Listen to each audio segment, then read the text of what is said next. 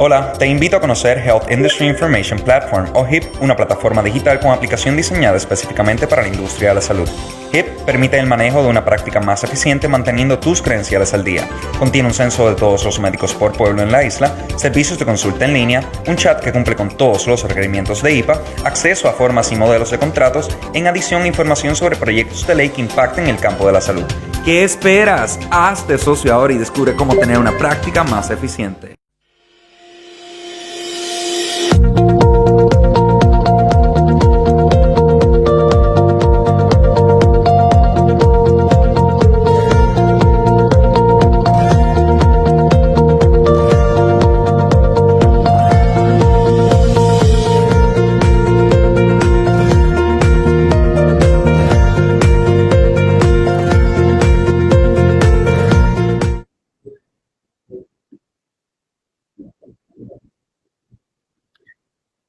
Saludos, buenos días y bienvenidos a otra edición más de Industria de Salud 101.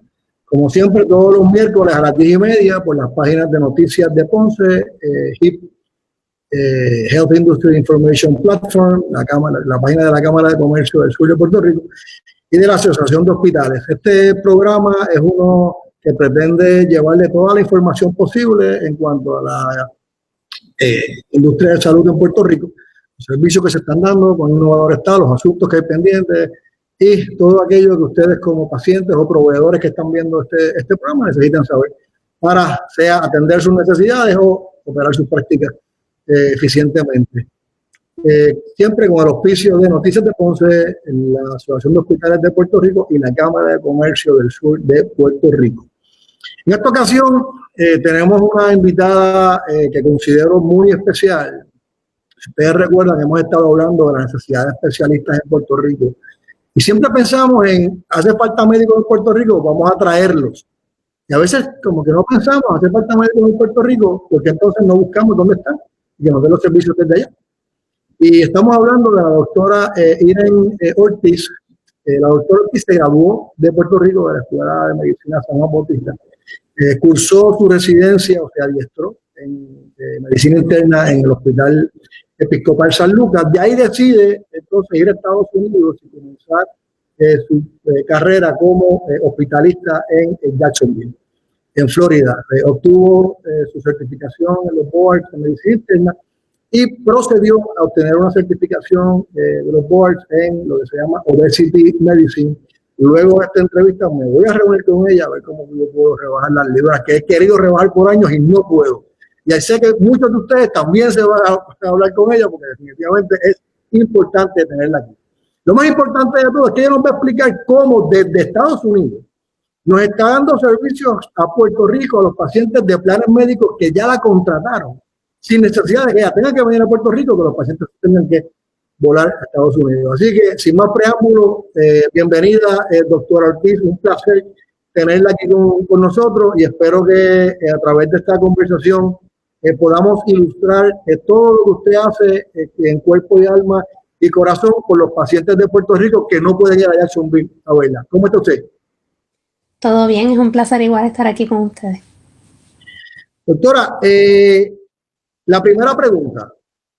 Se gradúa de Puerto Rico de medicina, termina su medicina interna en Puerto Rico, ¿por qué se nos fue? ¿Qué pasó? Bueno, en ese momento, pues las oportunidades uno tiene que mirar, ¿verdad?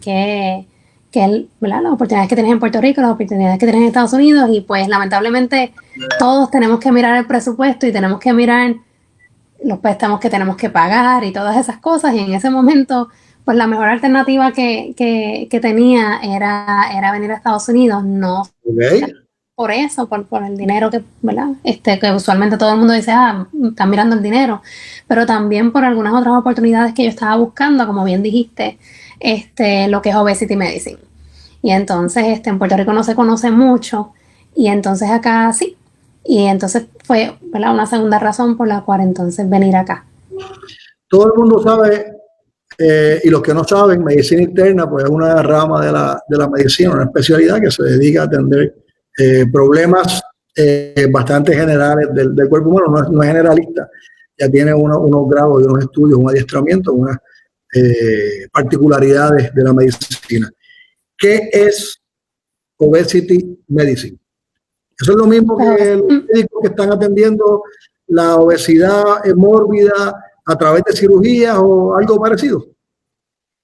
Bueno, eso tiene muchas ramas porque, ¿verdad? Está la medicina bariátrica y eso pues sí es la parte quirúrgica, pero en conjunto con la parte quirúrgica pues está el especialista en obesity medicine, que es aquel médico que va a tratar los pacientes, adicional a la parte quirúrgica, también va a seguir la parte médica, o sea, las condiciones comórbidas, a veces causadas por la misma obesidad, ¿verdad? Hipertensión, diabetes y todas esas cosas. Ese paciente es bien complejo y entonces el cirujano pues opera, pero siempre necesita a alguien adicional, endocrinología, el internista, y en este caso el obesity medicine, que pueda manejar a ese paciente, o que antes de la cirugía haya que tratarlo, porque a veces tienen que bajar un poco de peso antes de la cirugía, o tienen que seguir un programa supervisado, y eso es entonces lo que el obesity medicine pues hacer. O sea, podemos entender como obesity medicine una rama de la medicina que agrupa todos estos conocimientos que pueden ayudar a la persona, ¿verdad? Al paciente, que es un paciente obeso que, dado su obesidad, tiene diferentes condiciones que se reflejan en su cuerpo, sea diabetes, o sea alta presión, etcétera, como usted muy bien lo ha dicho. Y usted antes y después de la operación. Antes y después. Se optimizan antes. Y luego, después del procedimiento, al empezar a bajar de peso, pues empieza a bajar la presión, a controlarse la glucosa, y entonces todos esos ajustes, ese médico especialista en obesity medicine, pues ayuda. Igual deficiencias en nutrientes o alguna complicación, ¿verdad?, que puedan surgir después, también obesity medicine, ese médico es el que se dedica a ayudar a ese paciente en ese periodo. Así que pre y post cirugía es, ¿verdad?, el seguimiento que nosotros le damos. ¿Puede un paciente llegar a su consultorio o conectarse, y ahorita vamos a hablar vía telemedicina, recibir su servicio y no tenerse que operar y llegar al peso adecuado? Sí.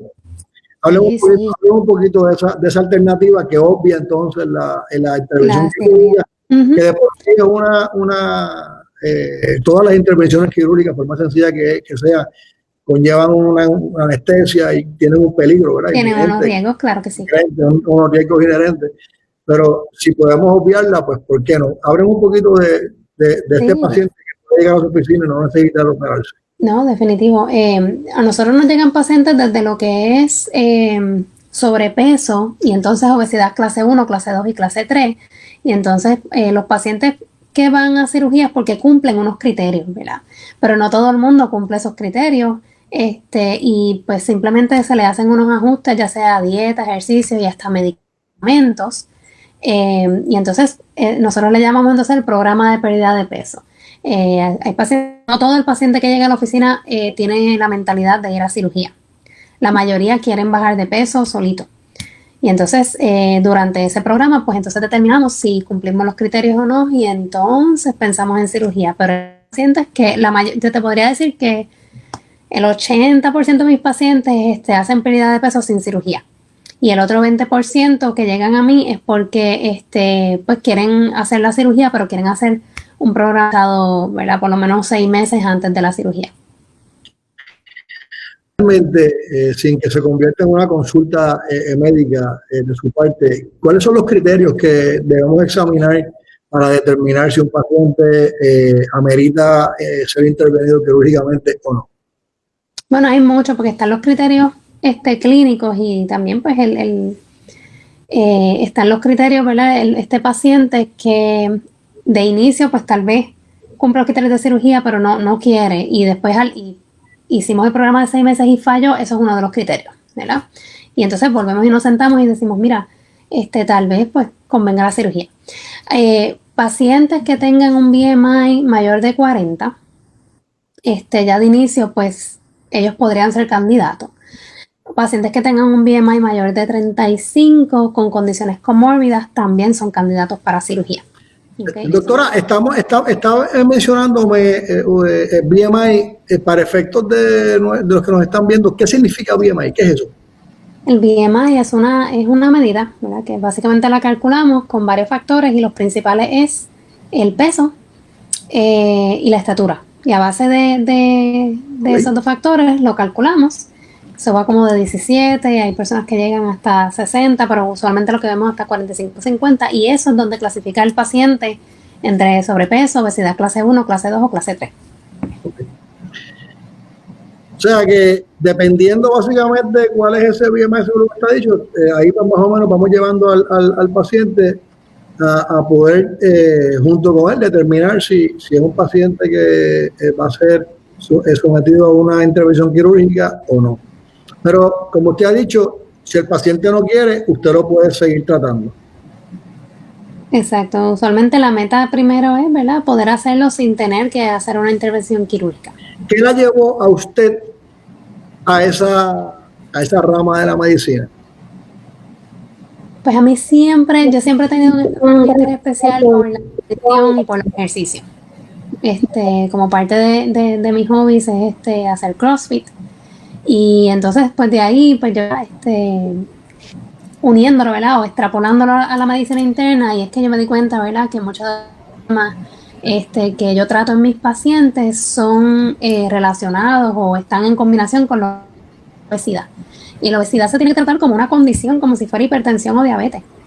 Okay. Y entonces, cuando uno ve esta rama, ¿verdad?, de la medicina, uno ve las cosas diferentes. Y entonces, a la vez que nosotros tratamos la obesidad como la condición principal, a su vez entonces estamos tratando la hipertensión, la diabetes y cualquier otro problema de metabolismo, el hígado graso.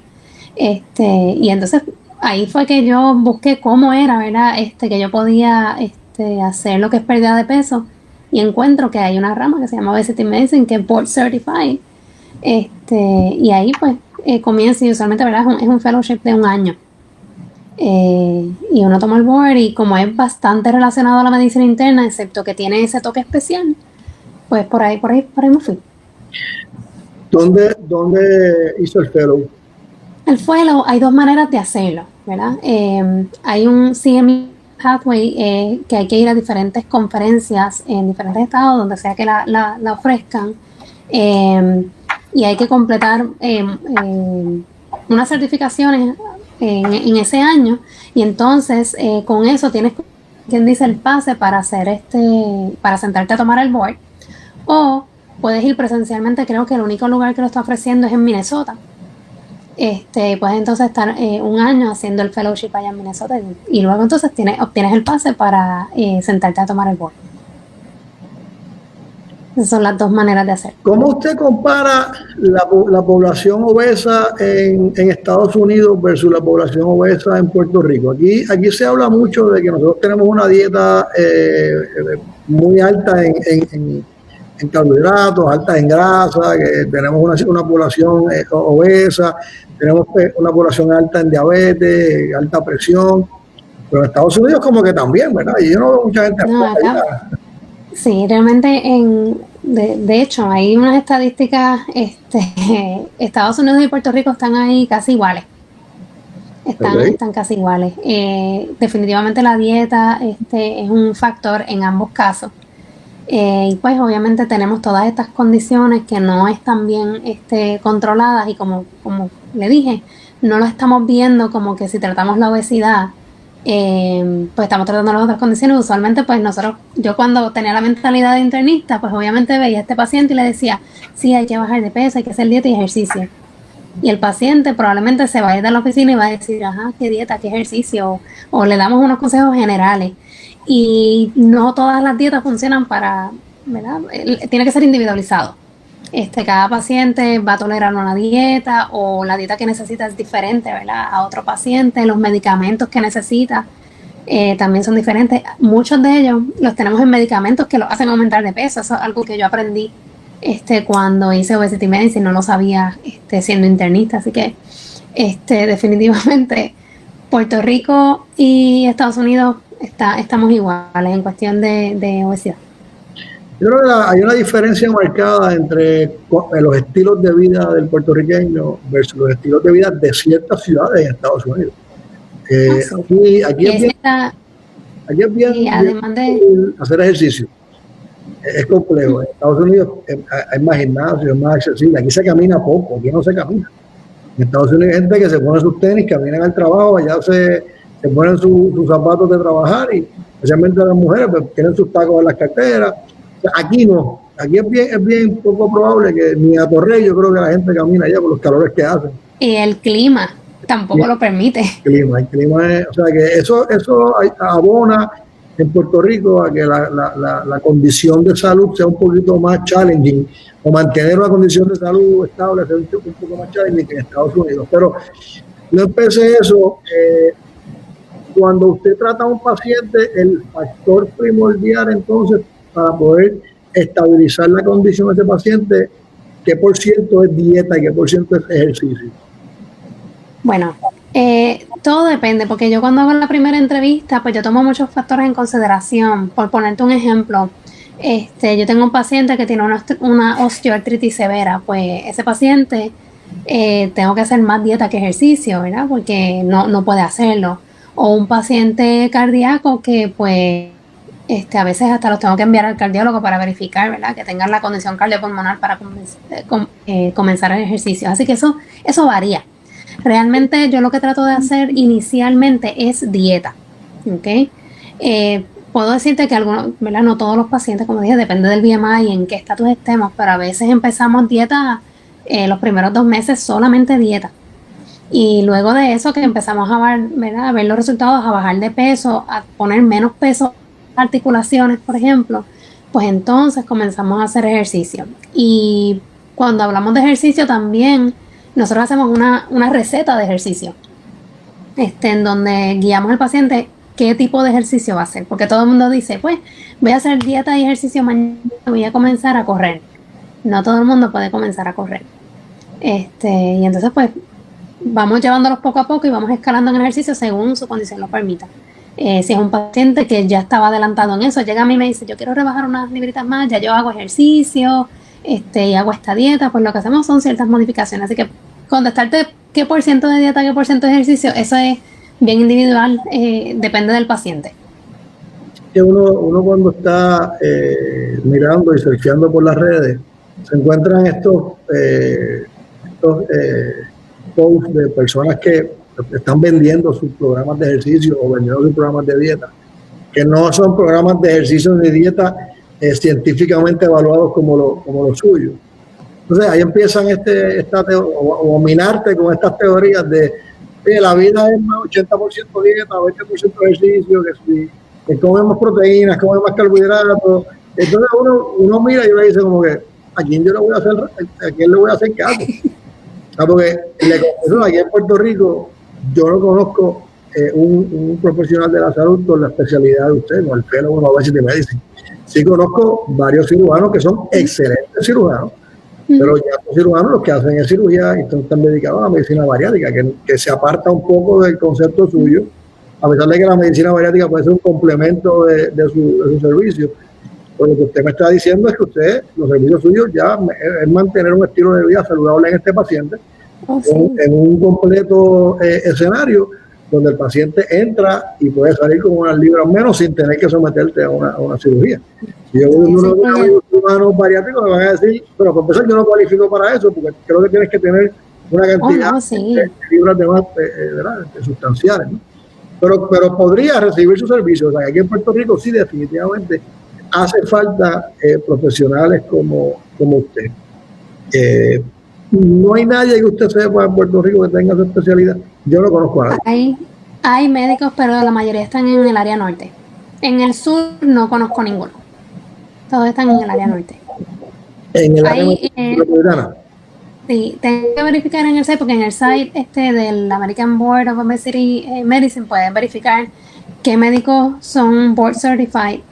Y hasta la última vez que verifiqué, creo que habían como 5, más o menos.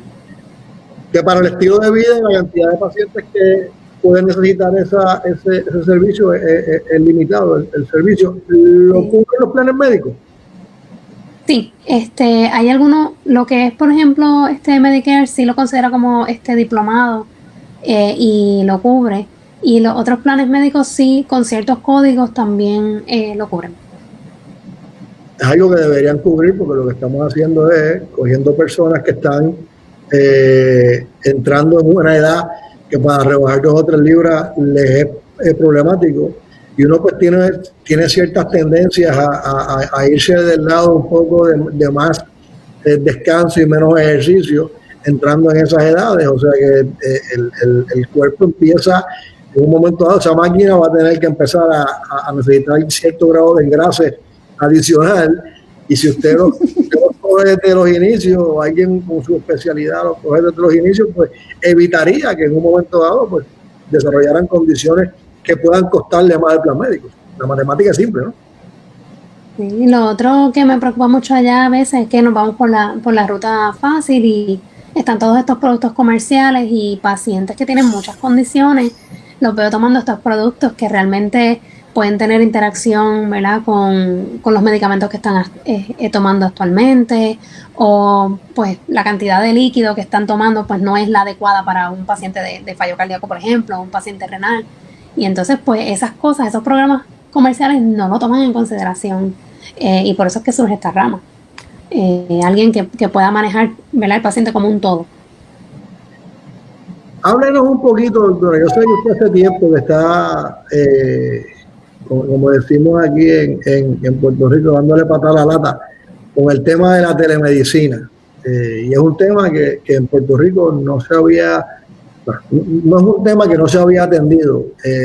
La idiosincrasia del puertorriqueño, tanto del médico como del paciente, no está dirigida a recibir un servicio de un médico a través de estos mecanismos como lo estamos haciendo ahora, por la razón que sea. No conozco razones específicas, pero sé que no se estaba haciendo. No es hasta ahora que llega la necesidad de poderlo hacer, porque nos está obligando a ser atendidos los pacientes por ustedes, los proveedores, a través de la telemedicina, y los está obligando a ustedes a atender los pacientes a través de la telemedicina, porque aquí en Puerto Rico, por ejemplo, y igual que en Estados Unidos, pues ya los médicos no van a poder atender la misma cantidad de pacientes que atendían antes, todas las condiciones de seguridad que tienen que mantener en sus operaciones. Y aquí, por la necesidad que tenemos de especialistas, pues los pacientes se están atrasando en sus tratamientos. O sea que la continuidad del tratamiento aquí es algo que debemos estar velando muy de cerca. Tengo entendido y sé, y la he seguido en las redes, que usted se ha convertido en una gurú del tema de la telemedicina. La está utilizando muy eficientemente. Quisiera que nos hablara un poquito de cómo es que comienza su interés por ese tema y cómo lo ha ido desarrollando en beneficio no tan solo suyo, de sus pacientes. Definitivo, pues esto comenzó desde el huracán María. Es como una cantareta. Cada vez que me preguntan del huracán María, porque realmente, ¿verdad? Yo llegué a Estados Unidos antes del huracán, pero entonces surge esto, y entonces yo empecé a recibir llamadas de familiares y amistades en esos momentos para consultas médicas, porque pues a raíz de lo de María, pues no había, las oficinas estaban cerradas porque no había luz, no conseguían al médico. Y entonces yo empecé a atender a toda esta gente. El amigo le dice al otro amigo y al familiar, así me llamaban, y yo estaba haciendo consultas por teléfono. Y entonces yo dije, espérate, debe haber una manera más eficiente de yo hacer esto, porque yo quería verlo, ¿verdad? Si hacíamos el FaceTime y todo. Y yo me pongo a buscar, porque en mi hospital, por ejemplo, yo daba de alta a los pacientes, los daba de alta con algún tipo de servicio de home health. Y muchos de esos home health agencies tenían telehealth. Y ahí yo empecé a diferentes asociaciones y a hacer mi research, y encuentro, ¿verdad?, que hay una manera de atender al paciente a través de una videollamada, que sea HIPAA compliance, que entonces yo pueda, ¿verdad?, ver qué es lo que está sucediendo, tener un monitoreo. Y nada, fundo entonces lo que es Care for Us MD, y entonces comienzo a ver los pacientes entonces en vez de una llamada, sino a través de la videollamada. Y así pues seguí educándome, he buscado más información en cuanto a los home health agencies, los servicios que están proveyendo los mismos hospitales, Y he tomado más o menos ciertas ideas de eso y lo he implementado entonces también en mi clínica. Pero así fue que comenzó. La telemedicina es un concepto bien amplio, súper amplio. Se conoce telemedicina, hablan de telesalud. Lo más que se está utilizando ahora mismo es la telesalud, ¿no? Es una llamada telefónica por videoconferencia que tiene que ser un sistema, un programa que cumpla con todas las especificaciones de la seguridad y la privacidad que tiene que tener cualquier proveedor, que le tiene que garantizar, cualquier proveedor a su paciente en cuanto a la información. Exacto. Considera lo que es el PHI, Protected Health Information, que es la del paciente. En palabras simples, en arroyo habichuela, eso es toda información a través de la cual un tercero puede identificar quién es el paciente. Ustedes saben lo que nos están viendo, pues la privacidad de la información llega a tal punto que nadie puede saber de mí, sino todas aquellas personas que yo le dé la autorización al proveedor de que sepan lo que yo tengo. Mira, ni siquiera mi familia cercana, si yo no quiero que se entere, yo simplemente le digo, doctora, esto no se lo va a decir a nadie, y la doctora es como un cura, se calla la boca y no se lo puede decir a nadie. Y si los médicos, los proveedores no están protegiendo esa conversación que están teniendo, y estos hackers que están ahora mismo haciendo fiestas con todos estos sistemas, entran, capturan cierta información, pues entonces podrían identificar eso. Y los proveedores pueden... Y una llamada no cumple con ese requisito. Ni los textos. Un WhatsApp, un FaceTime, nada de eso cumple. Así que es importante que ustedes, los que nos están viendo, proveedores, o ustedes pacientes que nos están viendo, cuando entren en este tema, los pacientes le pregunten al proveedor si el sistema cumple, como el de la doctora, que cumple con todas las regulaciones de IPA, y yo no voy a explicar ahora cuáles. Y los proveedores pues tengan la certeza que lo que están utilizando. Doctora, ¿qué usted está utilizando? Hablando fuera de cámara, me dijo algo bien interesante. Usted tiene una telemedicina, que como les dije ahorita, y déjame cerrar el círculo de pensamiento, telemedicina como tal también se da en el contexto donde hay un doctor en punto A y un doctor en punto B. Y ambos están tratando a ese paciente, sea a través de inclusive una intervención quirúrgica, que el especialista lo tenemos en punto B, y en punto A está el médico operando, y en punto B el médico le está diciendo, va bien, no va bien, esta masa no me gusta, etcétera, etcétera. O sea que eso ya es bien amplio. En el contexto más amplio del significado, de su significado, ¿no? Lo que básicamente estamos viendo por ahí que usted está haciendo es una especie de telesalud, donde usted tiene una comunicación con el paciente, adquiere unos datos y puede inclusive emitir una opinión de acuerdo a los datos que tiene. El paciente al otro lado está en su casa, no está atendido por ningún profesional de la salud que pueda tomarle algún signo vital o alguna temperatura, etcétera. Se podría ser. Inclusive en Estados Unidos hay clínicas donde los pacientes van, hay una enfermera y usted está en Jacksonville y ellos pueden estar en el centro médico. Y usted, pues, a través de ese concepto, usted podría atenderlo. Pero hable un poquito cómo es que usted maneja esos pacientes. Nosotros tenemos, parte del research que hice, obviamente, fue buscar una plataforma y un récord médico electrónico, ¿verdad?, que me permitiera hacer todas esas funciones. Así que nosotros usamos un récord médico electrónico en donde el paciente, a través de un link, se registra.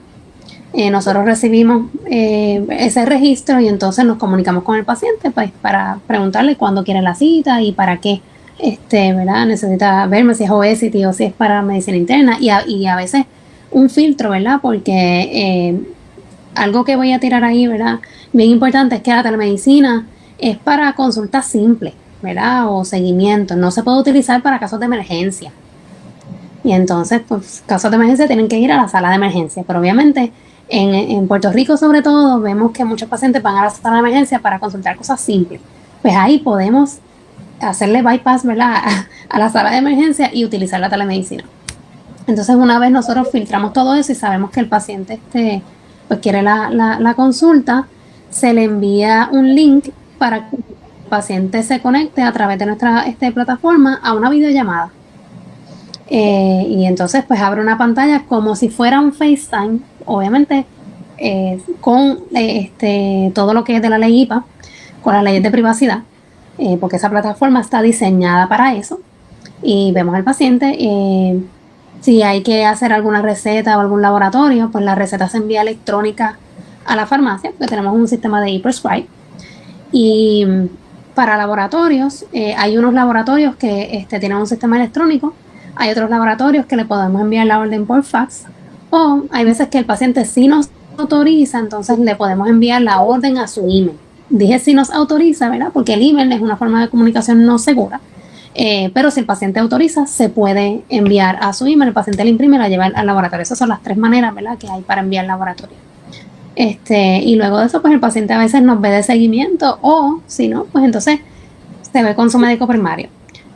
Porque otra cosa de la telemedicina es que nosotros estamos en esos, yo le digo, un gap, ¿verdad?, que hay entre lo que es la oficina del médico y esos días que son after hours, o que fines de semana, o que hay un día feriado, que esas oficinas no están abiertas, pues nosotros podemos ayudar, ¿verdad?, a ver esos pacientes. No reemplazamos al médico primario, solamente pues los vemos en esas ocasiones. Es un concepto que podría llevarse inclusive pacientes que están hospitalizados. La enfermera está pasando visita del turno, no visita, está pasando su turno, tomando de las presiones, y podría conectarse con el médico. Esos son los telehospitalistas. Y darle esa información maybe 2-3 horas cada 4 horas, ¿no? O sea que el concepto es algo que ayudaría muchísimo a que la interacción que tenga que haber, que no es necesaria, entre el proveedor y el paciente, pues se pueda dar, y evita que los médicos digan, pues mañana por la mañana voy y lo veo. Sí. Acá en Estados Unidos existe lo del telehospitalista también. Es mi próximo proyecto, como quien dice. Estoy aquí mismo en Jackson. Mire, estamos esperando que se abran las plazas, porque todavía hay unas negociaciones en el hospital. Pero una vez se abra eso, pues también estará haciendo telehospitalista, que es ese proveedor que está en esas horas que son el pico alto, ¿verdad?, de admisiones, o por las noches, que se necesita a alguien que pueda responder llamadas con la ayuda de la enfermera, ¿verdad? A veces ellos tienen su carrito y ellos pueden hacer la examinación con nosotros del otro lado. Así que son otras ramas que también en algún momento en Puerto Rico deben considerar. Yo creo que se tienen que considerar muchas cosas, y yo creo que sí lo están haciendo. Aquí hay una ley que regula la telemedicina, lo abrieron ahora, y exime a todos los proveedores como usted a que tengan que cumplir con los requisitos, pero en algún momento... Exacto. Le iba a decir, cuando esto comenzó, ¿verdad?, en Puerto Rico hay estados donde no necesitas una certificación aparte, pero Puerto Rico sí la necesitas. Y de hecho, para renovar, ahora hay que tomar unos cursos y todo. Obviamente con esto de la pandemia lo abrieron y la certificación pues no es necesaria. Pero sí, Puerto Rico tenía esto, y estuvo un año previo a la pandemia, que no estaban emitiendo certificaciones porque le estaban haciendo enmiendas a la ley. Así que totalmente, no podían proveedores nuevos certificándose. Ahora no, ahora pues, como te digo, ya enmendaron la ley y ya lo abrieron. Pero así, en Puerto Rico eso existía ya. ¿Cómo compara el reembolso de estos servicios en Estados Unidos con Puerto Rico? Mucha la diferencia.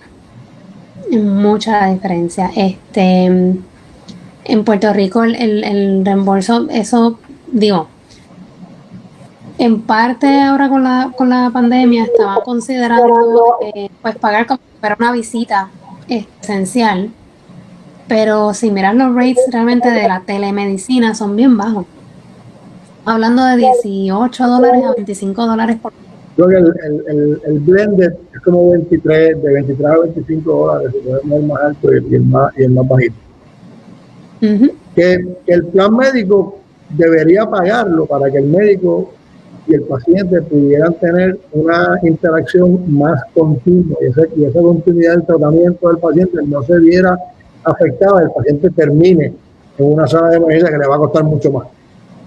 La telemedicina puede ahorrar lo que uno dice no-show. Si el paciente por alguna razón no tiene la transportación de ir a la oficina, pues es el momento de decirle, pues no te preocupes, pues como quiera podemos hacer la cita y darle una cita más adelante, más tarde por telemedicina o a la misma hora que le tocaba, y el médico en esa hora, ¿verdad?, que tenía ese paciente no lo tiene presencial, pero se conecta en su computador y puede verlo, porque simplemente fue que el paciente no pudo ir a la oficina por alguna razón, ¿verdad?, ya sea transportación o lo que sea. Y entonces eso mismo evita un paciente salió del hospital, que usted sabe que en esos primeros 30 días son los más, ¿verdad?, son cruciales para que ese paciente no vuelva al hospital. Pues mire, una llamada de telemedicina, si el paciente no puede llegar a la oficina porque después tuvo una cirugía y está de cama, no sé, cosas así, pues el médico lo puede ver a través de telemedicina a la semana, que es, ¿verdad?, los 7 días, que son los que Medicare recomienda. Y si el paciente tiene algo, usted lo puede identificar, lo puede tratar y le evita ese viaje hacia la emergencia o a regresar al hospital, una rehospitalización. Es lo que hablamos ahorita, que son las cosas que a veces los planes médicos, por alguna razón, no profundizan en ellas.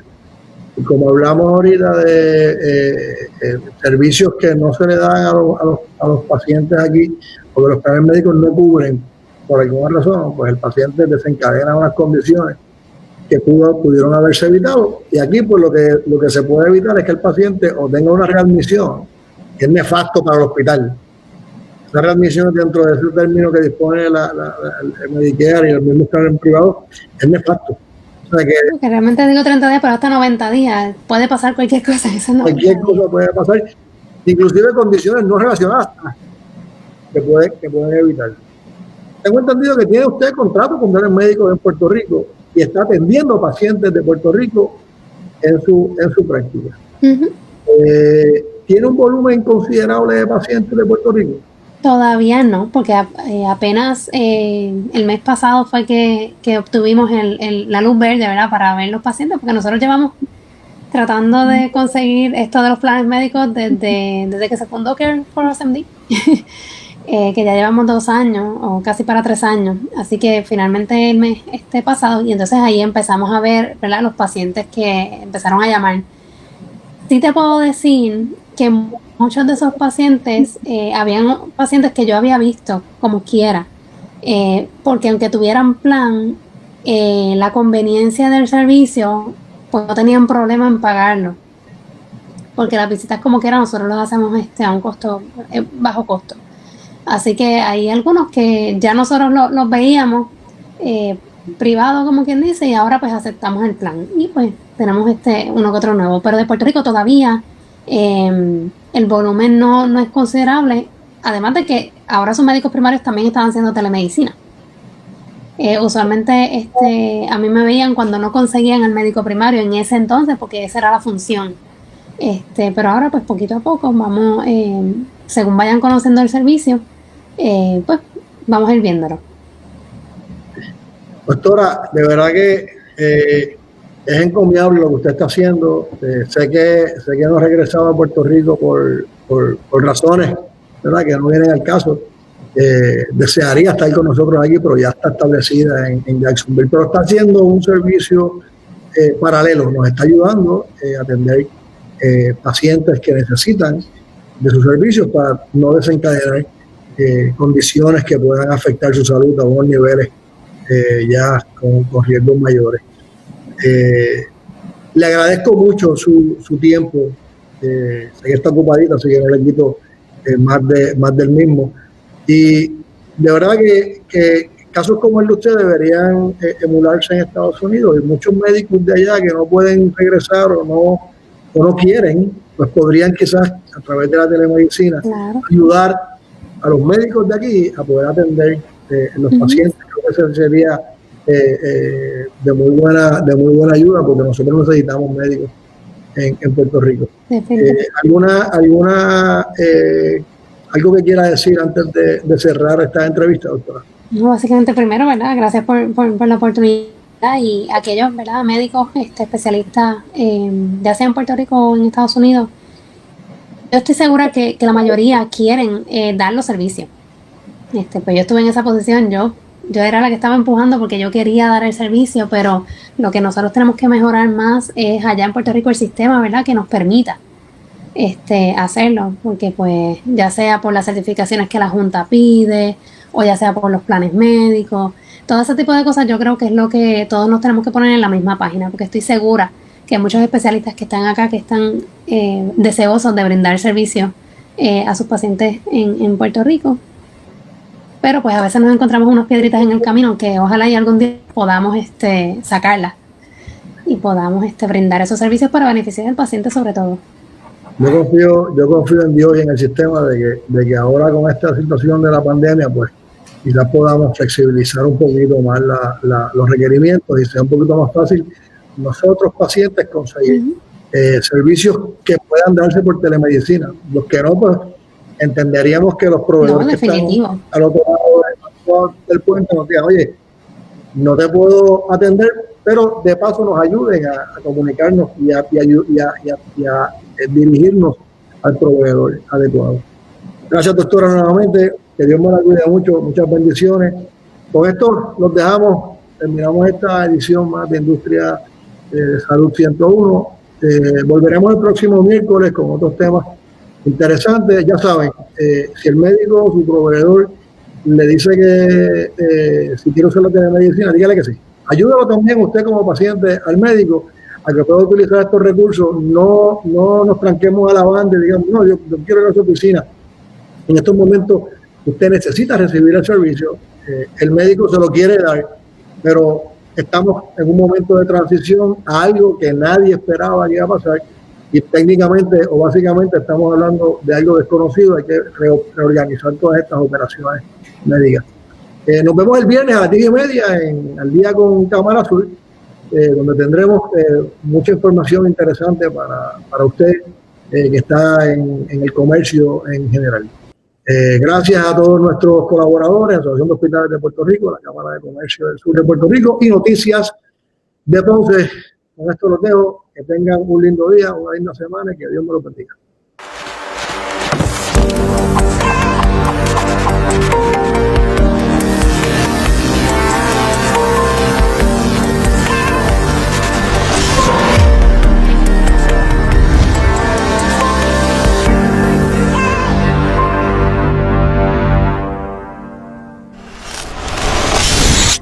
Hola, te invito a conocer Health Industry Information Platform o HIP, una plataforma digital con aplicación diseñada específicamente para la industria de la salud. HIP permite el manejo de una práctica más eficiente manteniendo tus credenciales al día. Contiene un censo de todos los médicos por pueblo en la isla, servicios de consulta en línea, un chat que cumple con todos los requerimientos de IPA, acceso a formas y modelos de contratos, en adición información sobre proyectos de ley que impacten el campo de la salud. ¿Qué esperas? Hazte socio ahora y descubre cómo tener una práctica más eficiente.